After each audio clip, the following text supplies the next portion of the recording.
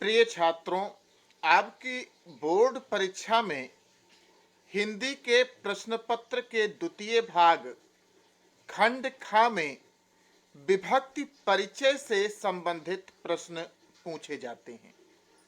वह प्रश्न कुछ इस प्रकार से होते हैं कि निम्नलिखित में से रेखांकित शब्द की विभक्ति तथा उससे संबंधित सूत्र भी बताइए। तो आपको कौन सी विभक्ति है, प्रथमा विभक्ति है, द्वितीया विभक्ति है या तृतीया विभक्ति है, वो विभक्ति भी बतानी पड़ती है और उससे संबंधित सूत्र भी आपको बताने पड़ते हैं कि किस सूत्र के द्वारा यह विभक्ति प्रथमा, द्वितीया, तृतीया या चतुर्थी सिद्ध होती है। तो 1 नंबर आपको विभक्ति बताने के मिलते हैं और 1 नंबर आपको उसके सूत्र बताने के मिलते हैं। इस प्रकार से 2 अंक यहाँ से प्राप्त होते हैं।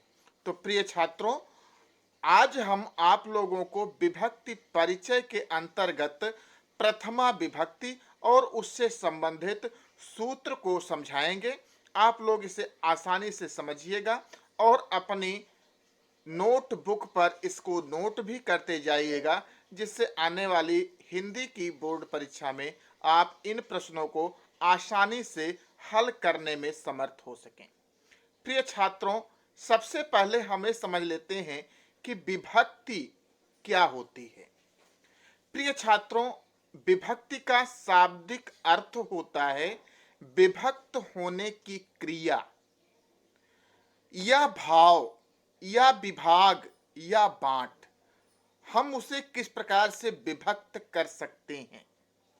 व्याकरण में जो शब्द होते हैं वह 3 प्रकार के होते हैं: संज्ञा, सर्वनाम और विशेषण।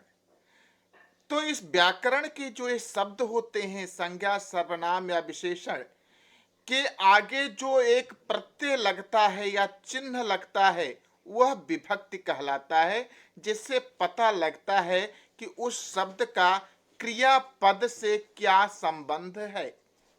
इसके अतिरिक्त संस्कृत व्याकरण के अनुसार नाम या संज्ञा शब्दों के बाद लगने वाले वह प्रत्यय विभक्ति कहलाते हैं जो नाम या संज्ञा शब्दों को पद बनाते हैं, अर्थात वाक्य प्रयोगार्थ बनाते हैं और कारक परिणत के द्वारा क्रिया के साथ संबंध सूचित करते हैं। तो आप लोग ये जानिए कि जो विभक्ति क्या होती है। संस्कृत व्याकरण के नियम के अनुसार नाम या जो संज्ञा शब्द हैं के बाद जो लगने वाले प्रत्यय होते हैं वे क्या कहलाते हैं? विभक्ति। जो नाम या संज्ञा शब्दों को वाक्य प्रयोगार्थ बनाते हैं और कारक परिणत के द्वारा उनका संबंध, क्रिया के साथ उनका संबंध सूचित करते हैं। प्रथमा विभक्ति के अंतर्गत हम आते हैं। विभक्ति परिचय में प्रथमा विभक्ति का जो सूत्र है वो सूत्र है कि प्रतिपादक अर्थ लिंग परिमाण वचन मात्रे प्रथमा। ये सूत्र आप लोग याद कर लीजिएगा, नोट कर लीजिएगा, क्योंकि आपको विभक्ति भी बतानी है और आपको उसका सूत्र भी बताना है कि किस सूत्र के द्वारा रेखांकित शब्द में प्रथमा विभक्ति है। ये सूत्र है कि प्रतिपादक अर्थ लिंग परिमाण वचन मात्रे प्रथमा। इस सूत्र की व्याख्या संस्कृत में कुछ इस प्रकार से है कि नियतोपस्थितिकः प्रतिपादकार्थः मात्र शब्दस्य प्रत्येकम योगः प्रतिपादकार्थ मात्रे लिंग मात्राद्याधिके परिमाण मात्रे संख्या मात्रे प्रथमा स्यात्। प्रतिपादक अर्थ मात्रे का अर्थ हुआ यहाँ पर जैसे उच्चय, नीचय, कृष्णा, श्री, ज्ञानम। लिंग मात्र कौन सा लिंग है? पुलिंग, स्त्रीलिंग या नपुंसक लिंग, जैसे तटः, तटी, तटम। परिमाण मात्रे कितनी मात्रा में है, जैसे द्रोणो, व्रीहि। वचन संख्या को व्यक्त करता है, जैसे एक, दो या बहुवा। थोड़ा और हम इसको अच्छे तरीके से आगे समझते हैं कि प्रतिपादक अर्थ क्या होता है। आपने अभी सूत्र में पढ़ा प्रतिपादकार्थे, प्रतिपादक का अर्थ क्या होता है। तो प्रिय छात्रों, प्रत्येक पद के अर्थ को प्रतिपादकार्थ कहा जाता है। प्रत्येक पद के अर्थ को प्रतिपादकार्थ कहते हैं। जिस पद की व्यापक उपस्थिति हो उसे प्रतिपादकार्थ कहते हैं। ये प्रतिपादक अर्थ 5 प्रकार के होते हैं। नंबर 1 स्वार्थ, नंबर 2 द्रव्य, नंबर 3 लिंग, नंबर 4 संख्या और नंबर 5 कारक। स्वार्थ शब्द का अर्थ है संस्कृत व्याकरण में व्यक्ति या जाति। प्रतिपादक अर्थ 5 प्रकार के होते हैं। स्वार्थ पहला प्रकार है। स्वार्थ शब्द का अर्थ होता है व्यक्ति या जाति। द्रव्य शब्द का अर्थ होता है वस्तु। लिंग शब्द आप लोग जानते हो पुल्लिंग है या स्त्रीलिंग है। संख्या का मतलब एक, दो या बहुवा। संस्कृत में 3 वचन चलते हैं, एक वचन, द्विवचन और बहुवचन। तो एक संख्या हो सकती है, 2 संख्या हो सकती है, उसके बाद बहुवा, 2 के बाद बहुत सारे।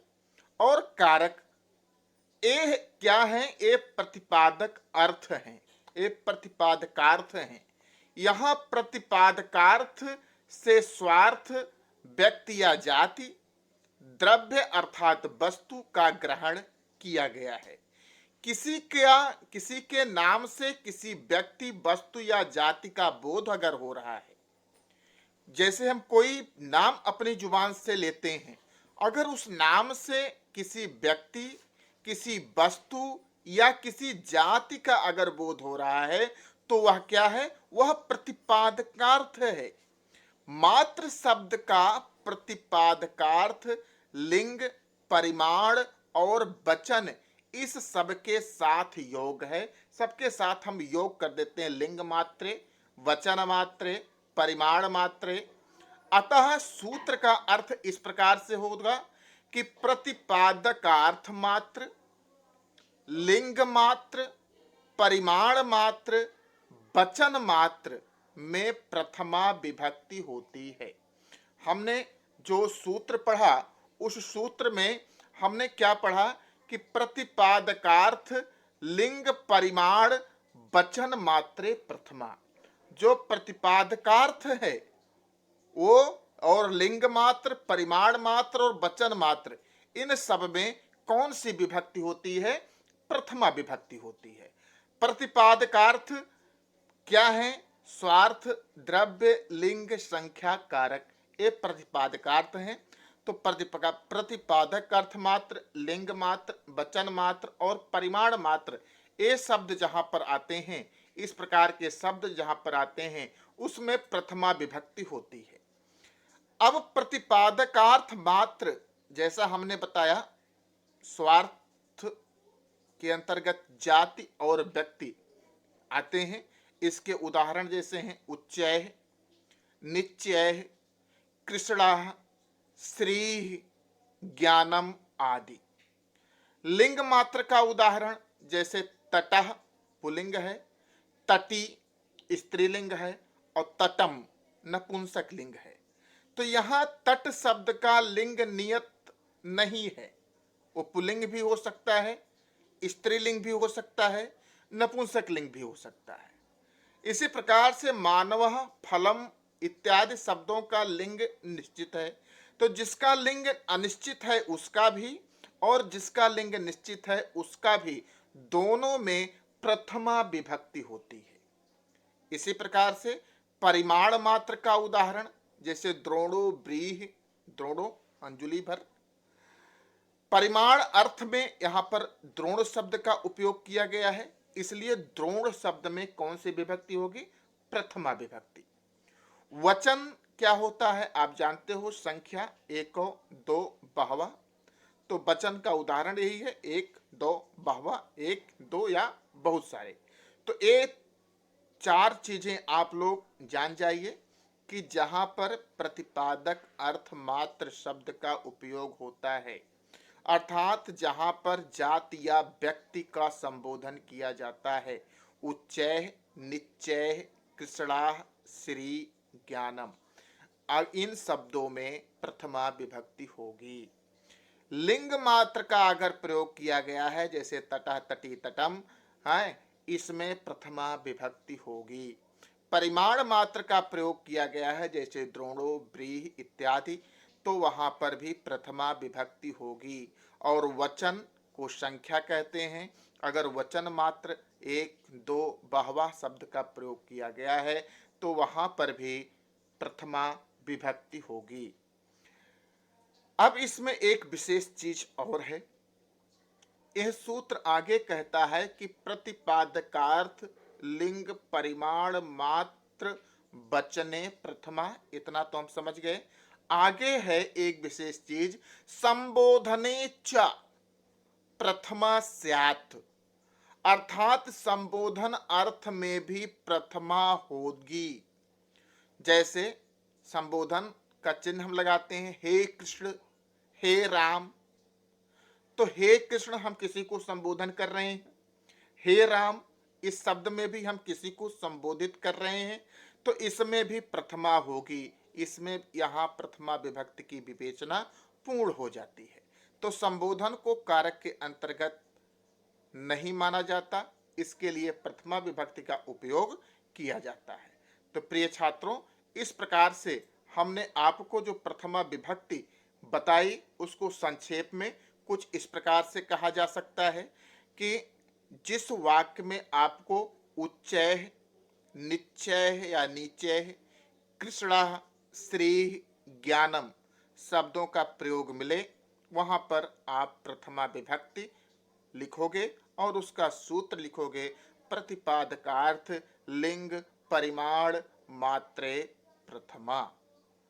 अगर कहीं लिंग शब्द पुल्लिंग स्त्रीलिंग या नपुंसक लिंग का प्रयोग हो, जैसे तटः तटी तटम, तो उस लिंग मात्रे के कारण वहां पर भी प्रथमा विभक्ति होगी।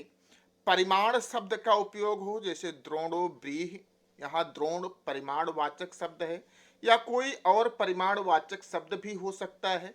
तो अगर परिमाणवाचक शब्द का प्रयोग किसी वाक्य में हो, वो अंडरलाइन किया गया हो, तो वह परिमाणवाचक शब्द में प्रथमा विभक्ति होगी और आप उसके आगे वो सूत्र लिख सकते हो कि प्रतिपादकार्थ लिंग परिमाण वचन मात्रे प्रथमा।